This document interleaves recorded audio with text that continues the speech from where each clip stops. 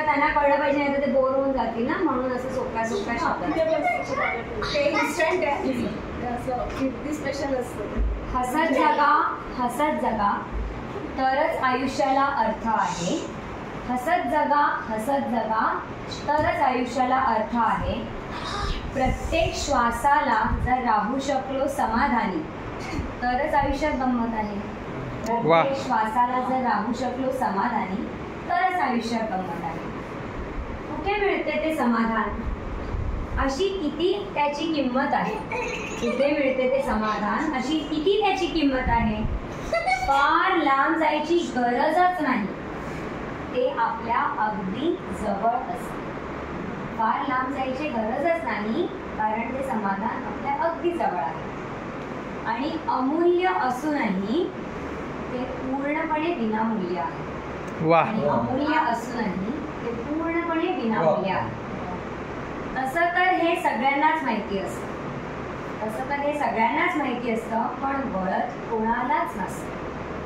त्यासाठी लागतो एक सूचक, जो सतत होतो आयुष्यात प्रेरक. अशीच एक प्रेरक आम्हाला मिळाली.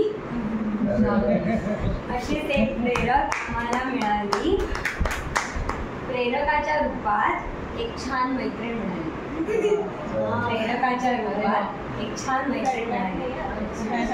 मी पण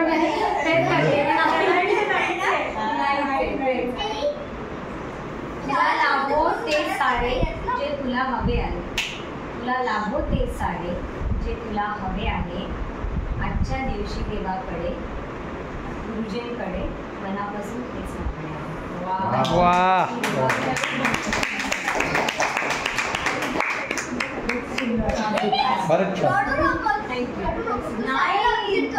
शक्यच नाही ना, कारण ते असं नेहमी हॅपी राहणं किंवा जे काही ते आधी म्हणतं ना, ते ऍक्च्युली तिच्या चेहऱ्याकडे बघून आम्हाला ते असं कुठेतरी हे वाटायचं की आपण असतो तेवढे स्ट्रेस आणि, पण इकडे बघितलं ना एक वेगळीच लके असं कायम दिसायचं. त्याची ही म्हणते ना, ते आम्हाला मला असं अरे नाही, तरी नाही तू किती म्हणते तरी त्या गोष्टी अजून अचीव नाही झाल्या कुठल्या. त्यामुळे तिला जसं फर्स्ट डेला सुद्धा जेव्हा तिला बघितलेलं म्हटलं तुझा आवाज म्हणजे मोठ्याने एका मुलांवर कशी ओरडणार काय माहिती नाही, पण ती इतकं मस्त छान आवाज, तेवढंच टेम्परामेंट एकदम स्टेबल, म्हणजे एवढं शांत चेहऱ्यावरती तुझ्या शांत कसं राहू शकतो माहिती नाही, पण ते तिकडून यायचं सगळं आणि कायम समाधानी चेहरा. सो ग्रेट, म्हणजे ते तिकडून ऍक्च्युली यायचं, जे आता तुझ्या स्टोरीज मधनं ऐकलं ना ते रिफ्लेक्ट व्हायचं बऱ्याच साईडवर. सो गुड, खूप छान वाटलं, म्हणजे इतके दिवस हा सहवास मस्त. नाही पण टू बी कंटिन्यू येस.